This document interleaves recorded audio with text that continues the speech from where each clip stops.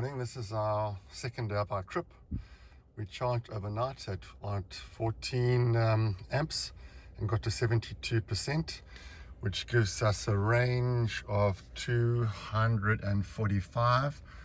This is my day of intrepidation. We're gonna approximately travel about 560 odd Ks or more, maybe 600 Ks. The first 160 is to Beaufort, where we will charge, and I will report back there. We have to be 100% at Beaufort to get through to Colesberg. So we're traveling along. What's interesting here is that there's an ice warning, and even though I'm doing less than 100 kilometers an hour, the car's using 32 kilowatt hours per 100 kilometers. Beautiful open road and a Karoo morning, leaving Prince Albert. So it's strange, maybe it's because of the cold that the car's showing so much energy use. We'll keep monitoring. Morning.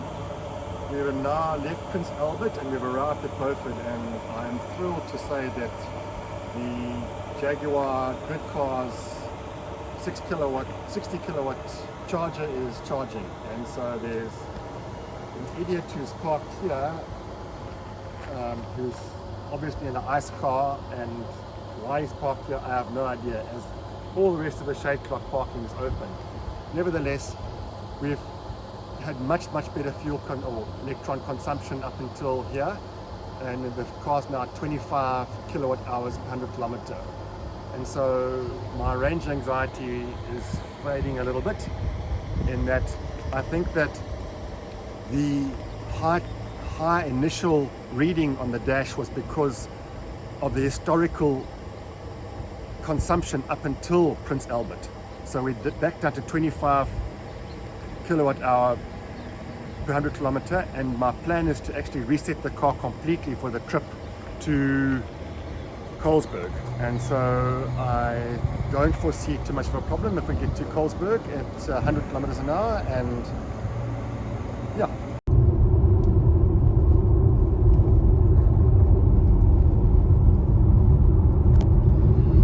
Right, so we are well into our journey to Colesberg. After 500 meters, I have reset everything,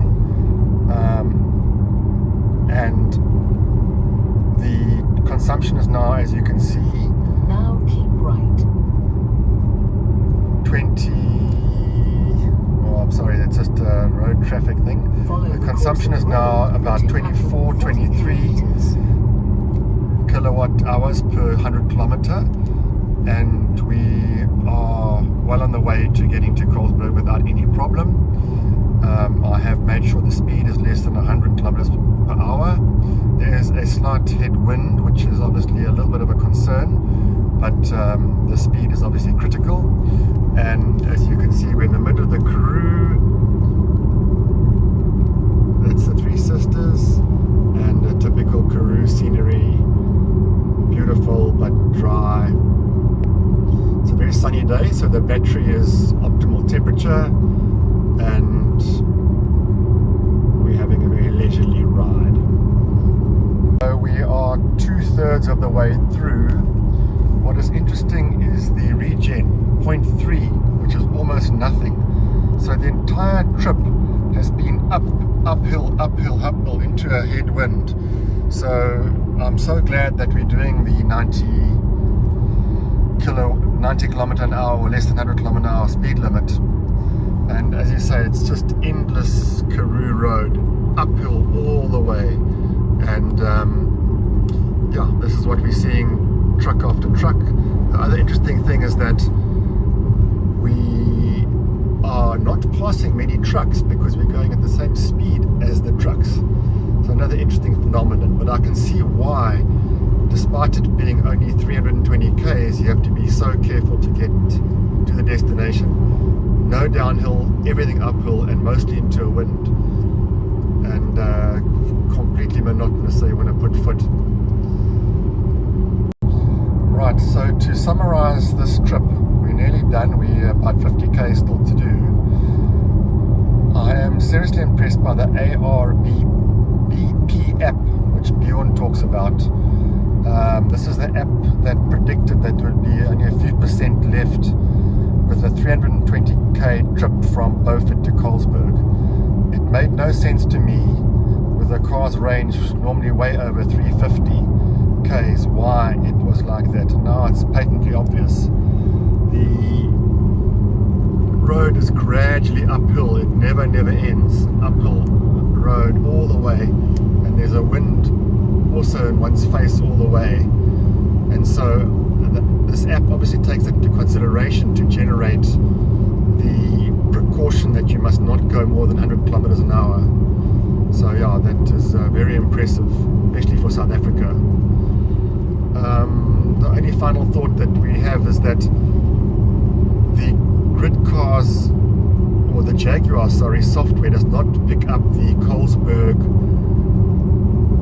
Beaufort West or Laingsburg charge points on the software for their maps, and so we're not quite sure where they are, and that obviously critical with a distance that is challenging. And then one final thought about this leg, which is definitely going to be the most challenging and touch and go leg of the whole trip, is that there should be a charge point of some sort as an emergency stop in Richmond, either a DC charger or even just a simple AC charger, 7 to 11 kilowatts, because that will just give one peace of mind, and then we'll be allowed to go at the full 120 kilometer an hour speed limit. Those are my thoughts. There's the road, uphill all the way. I guess that's why it's called the Highveld. We're at Colesberg at the grid charge Jaguar charger. This is different from the Beaufort West one, because it's 800 or 900 volts compared to the 500 volts in Beaufort West. Also a 60 kilowatt hour charger, so it's obviously charging at a rapid rate. We arrived here at just one more thing about the grid for the chargers and for grid cars, is that we've already noted that a lot of them are not on the software, so we don't know where they actually are on the navigation system. So when we got in here, we had 9% charge left, and what was very interesting to note was that we only generated 0.5 of a kilowatt hour of regen.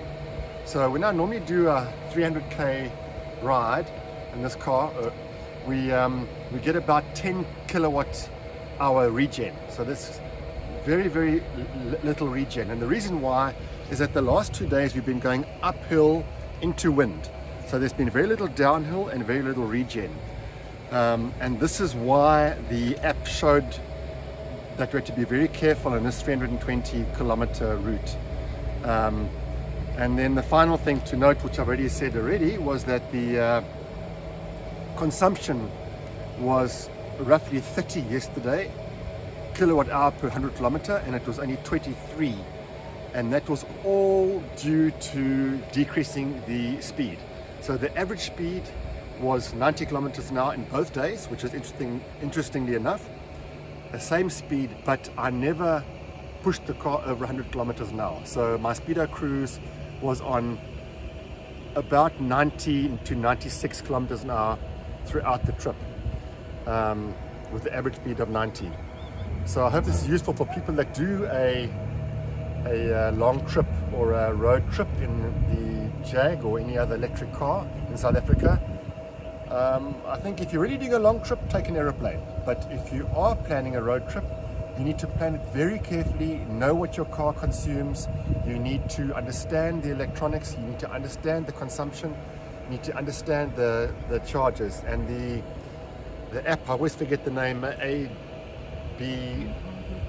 or something, whatever that app is that sponsors Bjorn, that app is an absolute must. who are worried about charging electric cars, at every bed and breakfast, every hotel, there will be a charging point. We had a beautiful resort called Waschbank, just below the Karoo Dam on the Orange River, and they're preparing these plugs here for caravans. So I'm sure there's a 32 amp breaker, my normal lead up to the car, and if you pan around,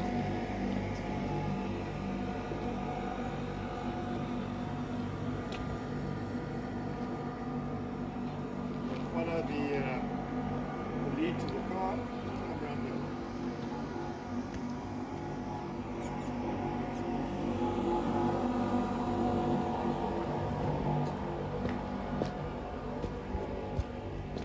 So compared to last night, I've upped the charging. As you can see, it's charging beautifully at 20 amps now, not 14 amps. So by tomorrow morning, the car will be full and we'll go off to Bloemfontein. And perhaps we can try and give you a little video of the beautiful resort as well.